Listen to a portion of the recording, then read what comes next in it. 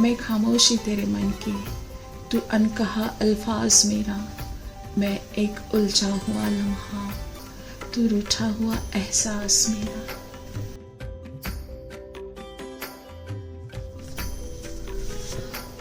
पुरानी दिल्ली की वो नादान गलियां, जहाँ रात उतरते ही हवा में इत्र की महक घुल जाती है, जहाँ शीशों में दियों की रोशनी और पर्दों के पीछे छुपी कहानियाँ एक साथ सांस लेती है, जहाँ हर कोठी सिर्फ एक मकान नहीं, एक तवायफ की दुनिया होती है। घुंघरों की नाद से उठी वो बेबाक झनकार, सुरों में डूबी हुई वो खामोश तन्हाइयाँ और संगीत की वो मदहोश कर देने वाली रवानी, जो दिल से ज़्यादा रूह तक पहुँचती है। और यही इसी तवायफों की मोहल्ले में 10 नंबर की उस कोठी में, कोठी क्या बिल्कुल एक आलीशान महल ही था वो, जहाँ नाच भी तहजीब में होता था और खामोशी भी अदब से दस्तक देती थी। और यही इसी आलीशान महल में वो अपनी उस महफिल को सजाती थी और संभालती भी थी।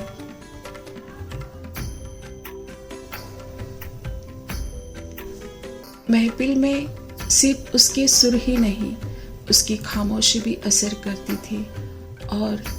और वो थी मीरा।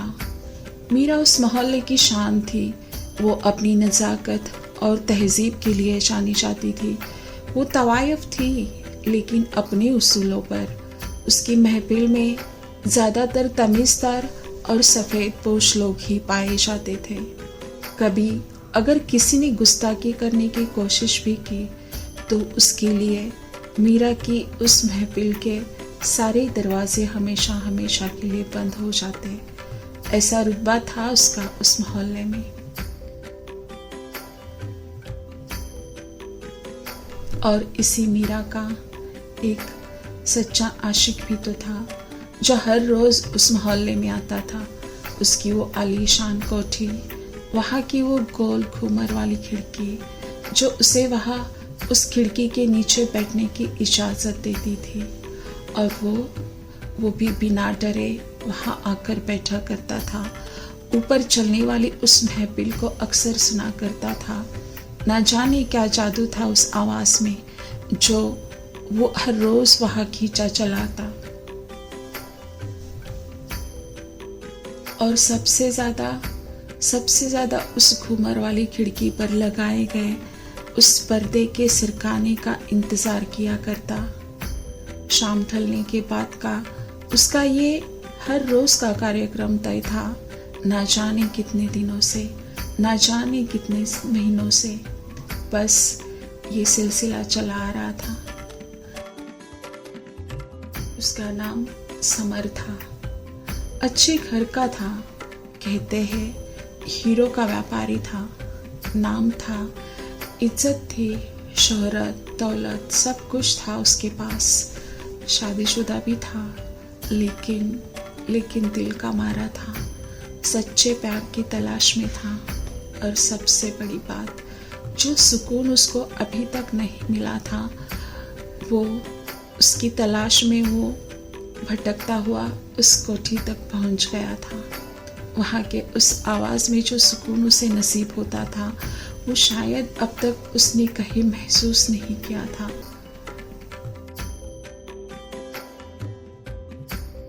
शाम के 7 बजने के बाद दफ्तर बंद करते ही उसके कदम अपने आप उस कोठी की तरफ बढ़ जाते। उस मोहल्ले में और भी तो आलीशान कोठियाँ थी, अनगिनत तवायफें थी, लेकिन फिर भी समर इसी कोठी के नीचे उसी खिड़की के पास आकर रोज रुक जाता था। मीरा के वो सुर, वो घुंघरू की झनकार, उसके महफिल के उस तबले की थाप उसे वहाँ खींच लाती थी। शाम के बाद वहाँ घंटों बिताना उसे अच्छा लगता था। और जैसे ही मीरा की महफिल ख़त्म होती, तो वो भी वहाँ दौड़ के चली आती और उस खिड़की से वो पर्दा हल्के से सरकाती।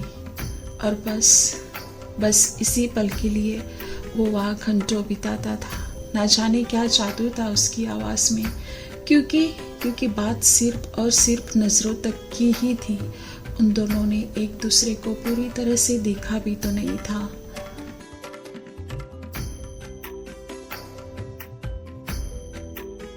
किसे पता था कि कुछ पल के वो नज़रों की गुफ्तगू आगे जाकर एक गहरे इश्क का नाम लेगी। आज भी वो वहाँ खड़ा था, ठीक उसी जगह जहाँ हर रात खड़ा होता था, उसी खिड़की के नीचे उसके पर्दे के खुलने का इंतज़ार करता हुआ।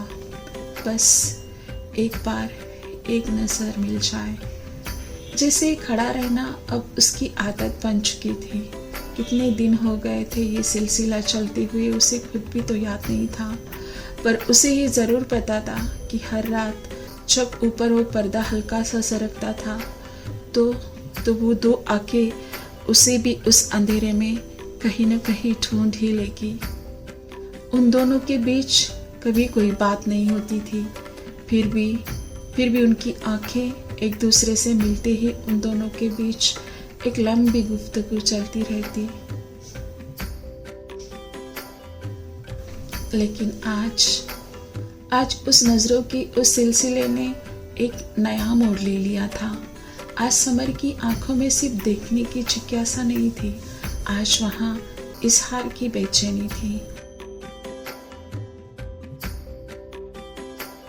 और ऊपर उस आलीशान महल जैसी कोठी में खड़ी मीरा, वो भी आज सिर्फ नजर नहीं मिला रही थी।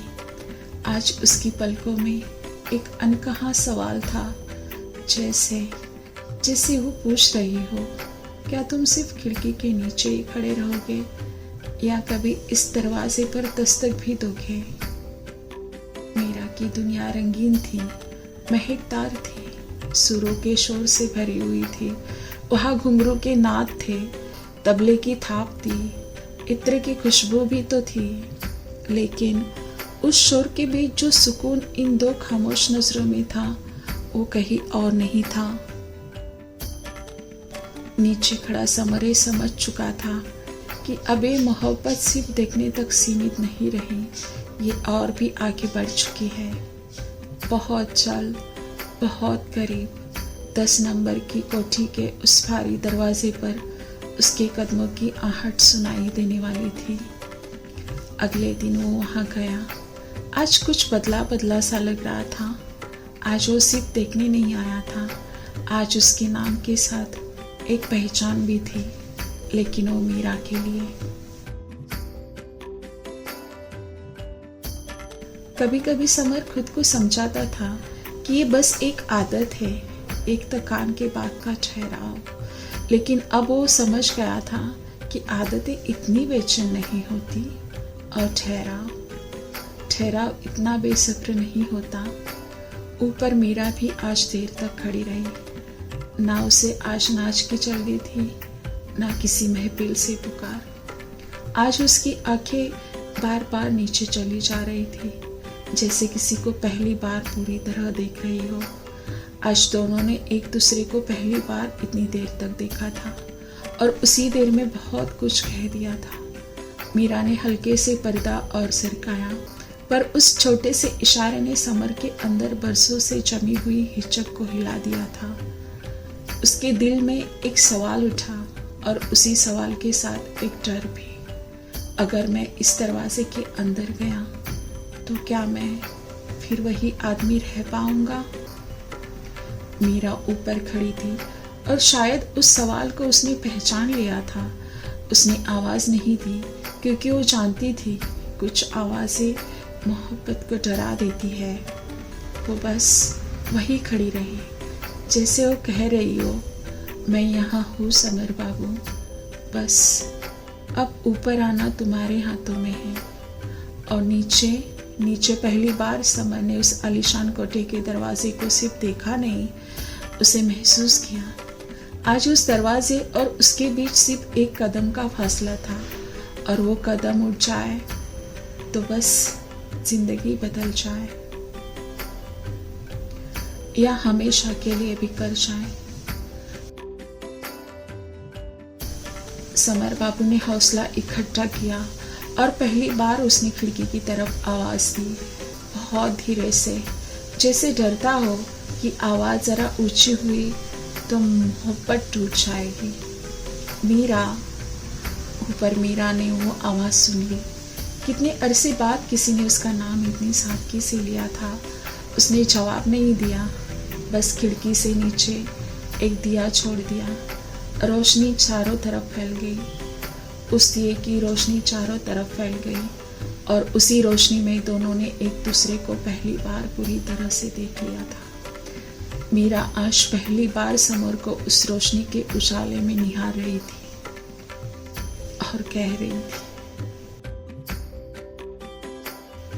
मैं खामोशी तेरे मन की, तू अनकहा अल्फाज मेरा, मैं एक उलझा हुआ लम्हा, तू रूठा हुआ एहसास मेरा।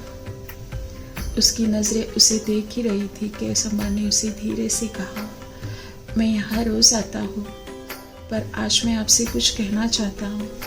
मीरा मुस्कुराई। उस मुस्कान में न तवायफ थी न महफिल, बस एक सीधी सादी औरत थी जो बस उस वक्त उसे सुनना चाहती थी। उसने कहा, जी कहिए। और उस एक शब्द में इतनी नरमी थी कि समर कुछ पल के लिए भूल गया कि वो किस दुनिया से है। उसने कहा, आपके यहाँ ज़्यादा शोर नहीं लगता। मीरा फिर से हंस दी। शोर बाहर होता है समर बाबू, यहाँ तो लोग अपनी खामोशी छोड़ने आते हैं। वो जगह मुकद्दर बदल देती है जहाँ इंसान बोल नहीं पाता, बस खुद को रख देता है।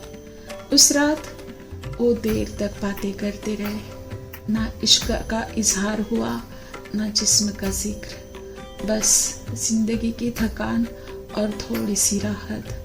मीरा ने उसे बताया कि वो कब हंसना सीख गई और समर बाबू ने उसे बताया कि वो रोना कब भूल गए।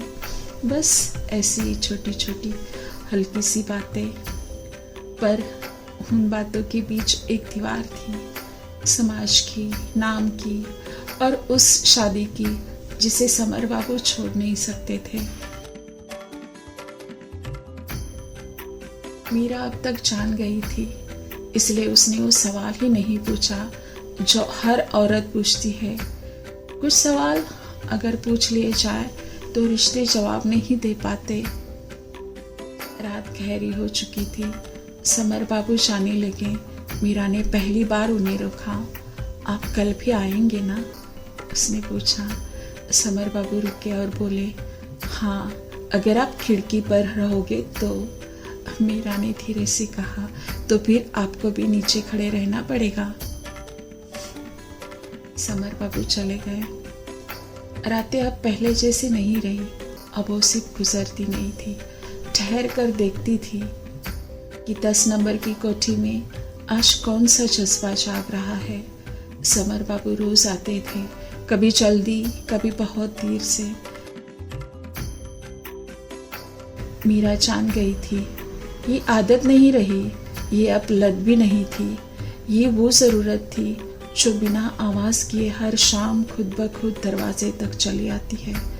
मीरा ने एक रात धीरे से कहा, आज आप बहुत थके हुए लग रहे। समर बाबू मुस्कुराए। आज वो कुछ अलग मूड में थे। इश्क की तलाश में क्यों निकलते हो जनाब? इश्क तुम्हें खुद तलाश ही लेता है। जिसको बर्बाद होना इश्क में, वो एक ना एक दिन बर्बाद हो ही जाता है। थकान तो दिन की होती है मीरा, रातें तो अब मुझे फिर से बना रही है। मीरा ने कुछ नहीं कहा, बस दिया थोड़ा सा और पास रख दिया। कुछ लोग रोशनी नहीं लाते, बस अंधेरे को बैठने की जगह दे देते हैं। अब बातें लंबी होने लगी थी। समर बाबू मीरा को देखते नहीं थे, अब वो उसे महसूस करने लगे थे। वो रात भी एक अजीब सी खामोशी लेकर आई थी। उस रात कोई महफिल नहीं थी, दियों में भी हल्की सी रोशनी थी। मीरा उस खिड़की के पास बैठी थी, अपनी गोद में समर के बालों को सहलाती हुई। दोनों की सांसें एक दूसरे के साथ हवा में घुल रही थी। समर मीरा की उन सांसों के साथ उसकी जुल्फों से आई हुई धूप की खुशबू को भी महसूस कर रहा था। कुछ औरतें बिना सजे सवरे ही खुलती है और मर्द बस उसी पल में ठहर जाना पसंद करता है। समर ने भी नजरें नहीं हटाई। वो उसे देख नहीं रहा था, वो उसे महसूस कर रहा था। मीरा ने हल्की सी अंगड़ाई ली। आज उसके घुंघरू की झनकार नहीं हो रही थी, बस चूड़ी आग की खनकार बीच बीच में खनक रही थी। समर ने उसे धीरे से कहा, आप ऐसे ही रहिए हमेशा। मीरा ने भी उसी शरारत से पूछा, ऐसे ऐसे कैसे? वो जान गई थी उसका समर के बालों को सहलाना उसको एक सुकून दे रहा था। जैसे हमारी दुनिया ऐसे ही इसी पल में सिमट गई हो। समर उसका हाथ अपने हाथों में लेते हुए कहता है। मीरा ने अपनी आंखें झुका ली। जिसके सामने खुद को संभालना ना पड़े वही असली सुकून होता है। और फिर समर ने हल्के से अपना हाथ उस दिए पर रख दिया। मीरा की उंगलियां अब बालों से फिसल कर समर के चेहरे पे आई थी। वो पल इतना गहरा था कि कोई भी एक हरकत सब मर्यादाएं तोड़ सकती थी। इसलिए दोनों भी चुप रहे। कभी कभी इश्क का सबसे गहरा रूप वो होता है जहाँ जिस्म नहीं सिर्फ थकान उतरती हो। मीरा ने पूछा, अगर मैं इस कोठी में नहीं होती तो क्या आप मुझसे फिर भी मिलते? समर बाबू कुछ पल के लिए चुप रहे, फिर बोले, तब शायद मैं आपको देख भी नहीं पाता। मीरा समझ गई और उसी समझ में उसने उस इश्क को और कस कर अपने दिल में बांध लिया।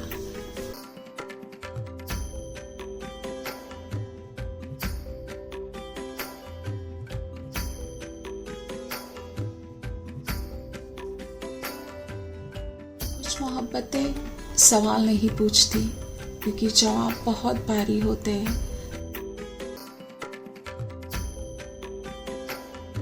रात के आखिरी प्रहर जब महफिल सिमट जाती और मीरा के घुंघरू खामोश हो जाते, समर बाबू अकेले रह जाते।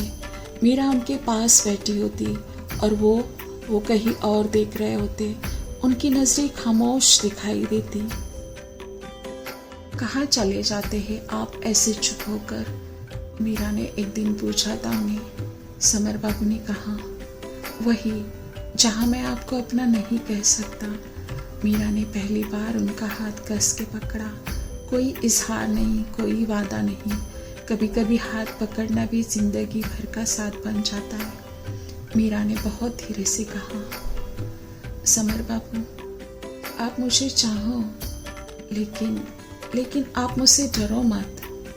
उस रात उन दोनों की खामोशी पूरी कोठी में फैली हुई थी। मुझे चाहो पर मुझसे डरो मत।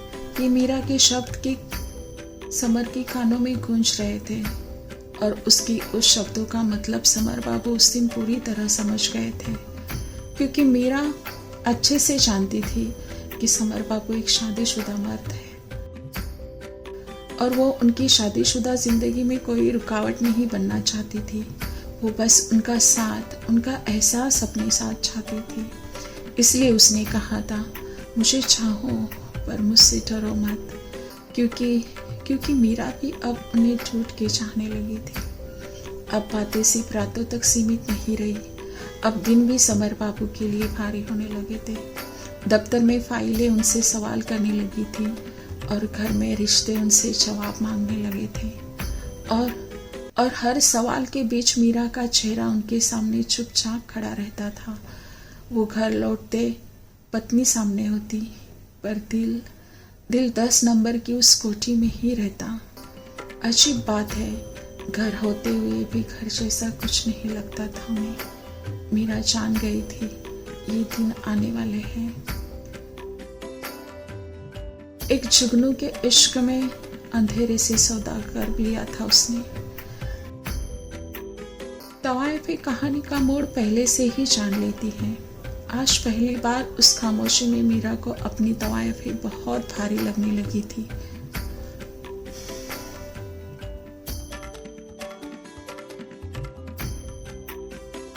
हमने माना कि तेरी दुनिया में हमारा नाम नहीं, हमने माना कि तेरी दुनिया में हमारा नाम नहीं, पर इतना तो बता, क्या तेरी रातों में हमारा कोई ख्वाब तक नहीं।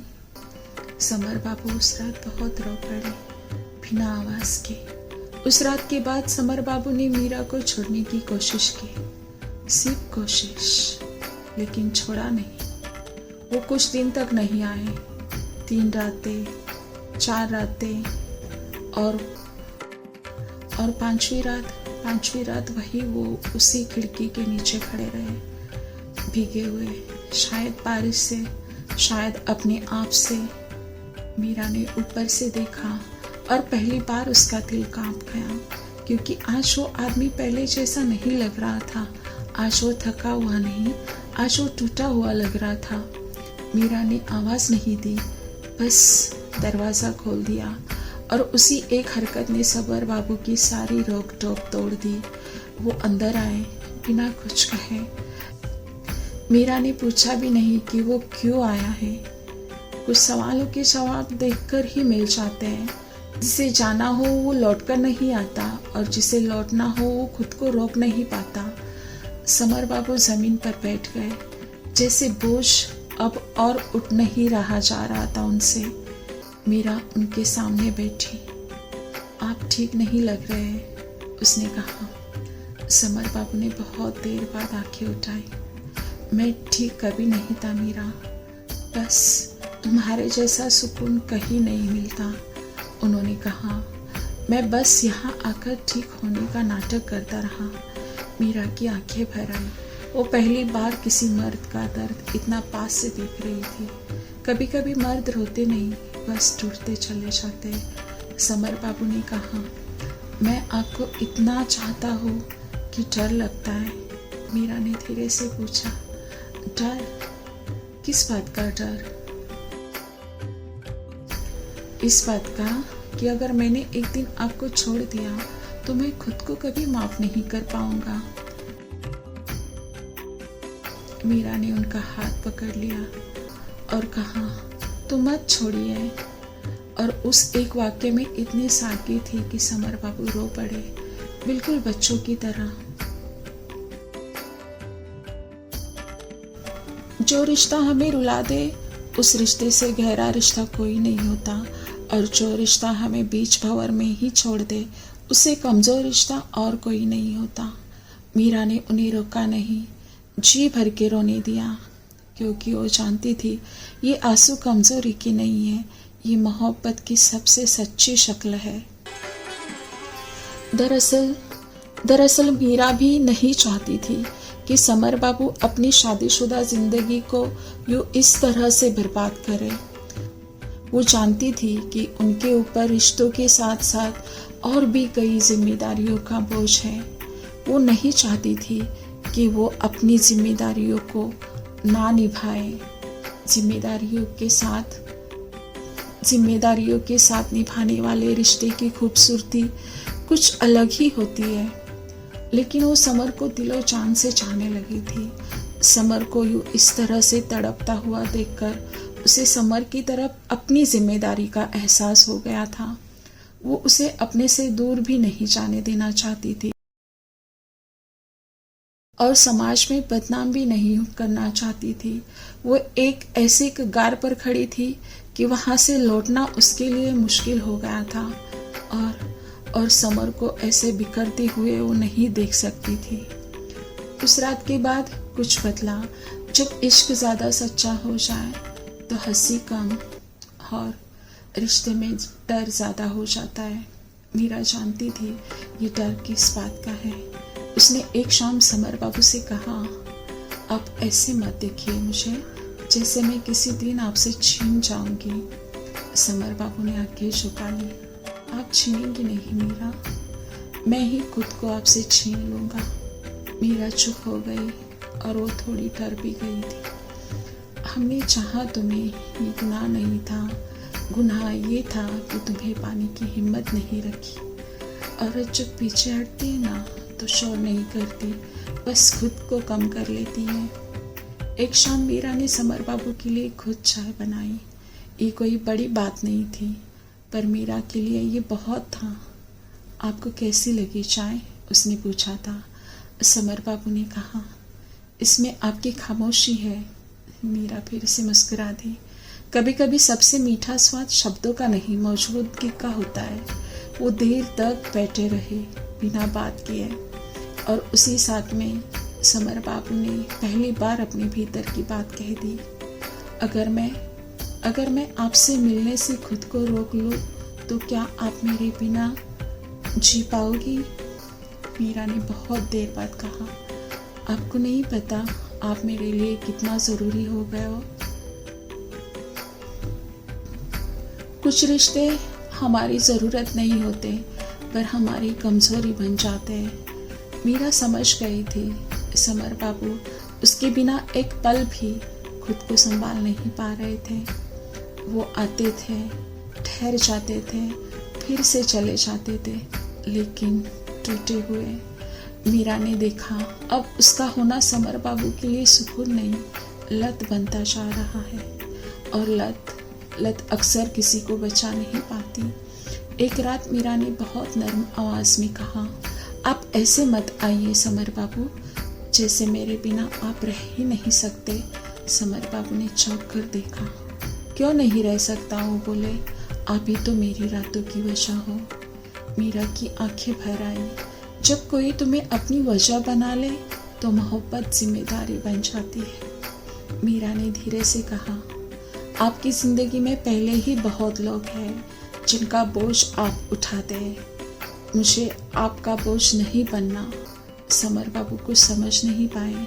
ये कैसी बात है? वो बोले। मीरा मुस्कुराई। वो मुस्कान जो हमेशा दूसरों को सुकून देती थी, आज खुद को चोट पहुंचा रही थी। कभी कभी किसी को बचाने के लिए खुद को पीछे हटाना पड़ता है, और पहली बार उसकी आवाज़ कांपी। और अगर आप मेरे पास रहे तो मैं आपको खुद से दूर कर दूंगी।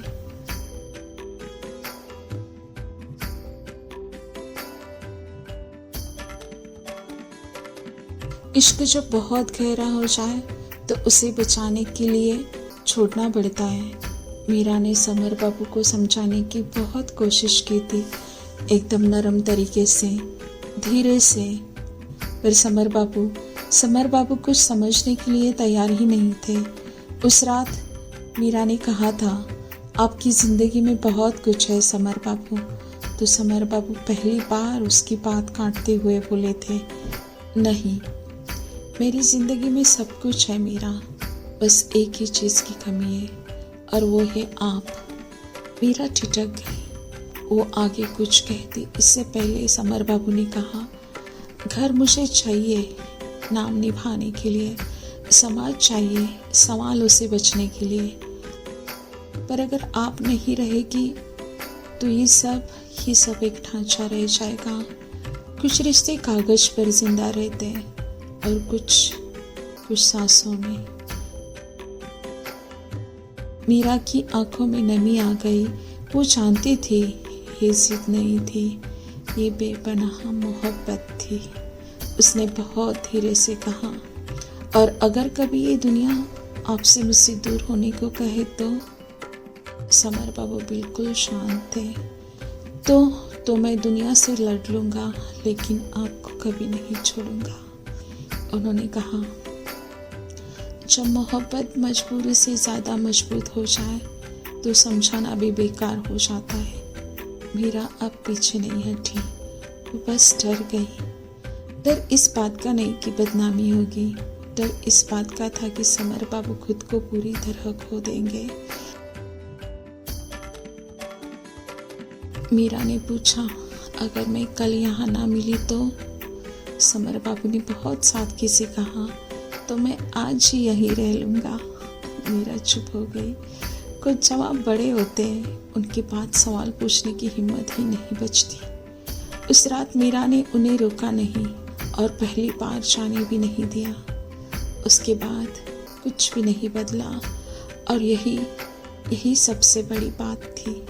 समर बाबू अब भी शादीशुदा थे, मीरा अब भी तवायफ थी, पर उनका रिश्ता अब छुपा हुआ नहीं था, समझा हुआ था।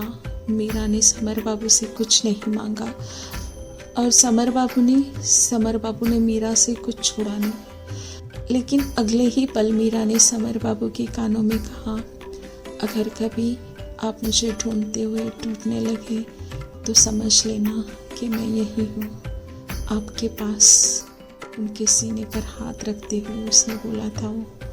फिर उसने एक शेर बहुत हल्की आवाज में कहा,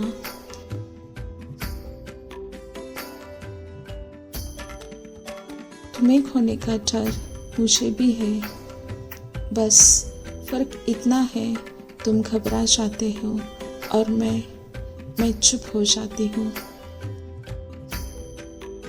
समर बाबू कुछ नहीं बोले।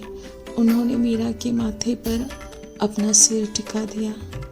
उसने मुझे छुआ नहीं, फिर भी मेरी सांसें बिखर गई। उसने मुझे छुआ नहीं, फिर भी मेरी सांसें बिखर गई।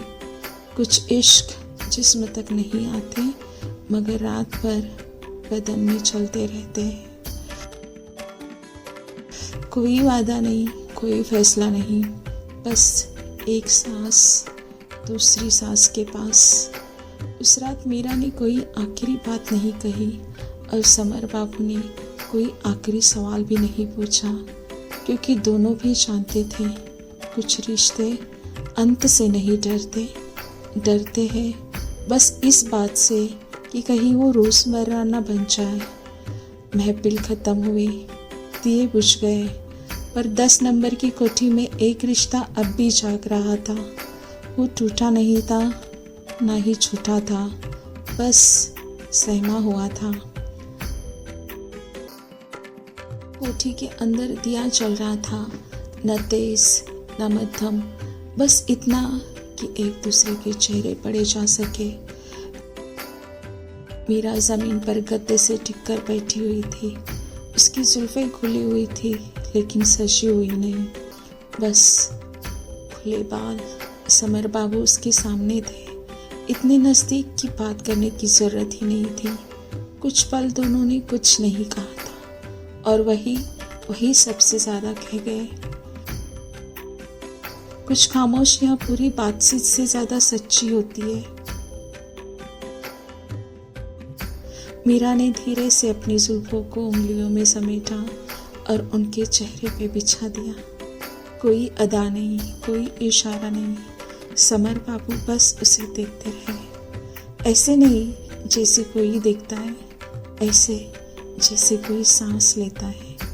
आज घुंघरू नहीं बजे, बस उसकी कलाई की चूड़ियाँ आपस में धीरे से टकराई। वो आवाज़ इतनी हल्की थी कि शायद सिर्फ समर बाबू ही सुने।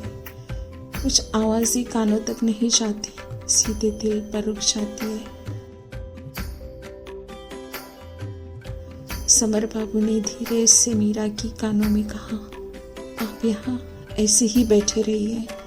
मीरा ने आंखें नहीं उठाई। कैसे? उसने फिर से शरारत भरे अंदाज में पूछा, जैसे आपको किसी से कुछ साबित नहीं करना हो। मीरा के होठों पर हल्की सी मुस्कान आई। जहाँ खुद को संभालना ना पड़े, वही सबसे महफूज जगह होती है। मीरा ने दिए की रोशनी में अपना हाथ रखा, उंगलियों पर रोशनी फिसलती चली गई और समर बाबू की आंखों में ठहर गई। वो पल इतना नाजुक था कि कोई भी छुआन उसे तोड़ सकती थी। सिर्फ सांसें थोड़ी धीमी हो गई थी।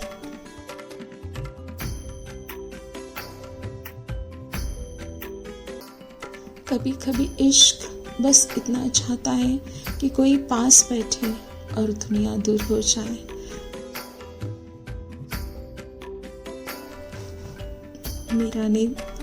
मीरा ने समर बाबू से कहा, आज आप बिल्कुल अलग लग रहे हैं। समर बाबू ने अपनी आंखें बंद कर ली और बस इतना कहा, आज मैं यहाँ हूँ और सिर्फ आपका हूँ।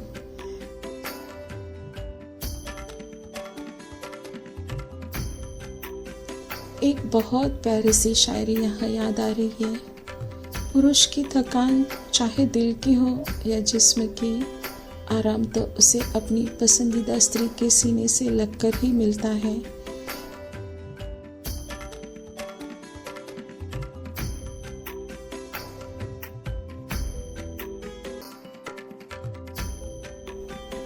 कुछ मोहब्बतें समाज से नहीं लड़ती, बस अपने सच में जिंदा रहती हैं, बिल्कुल मीरा और समीर बाबू की तरह।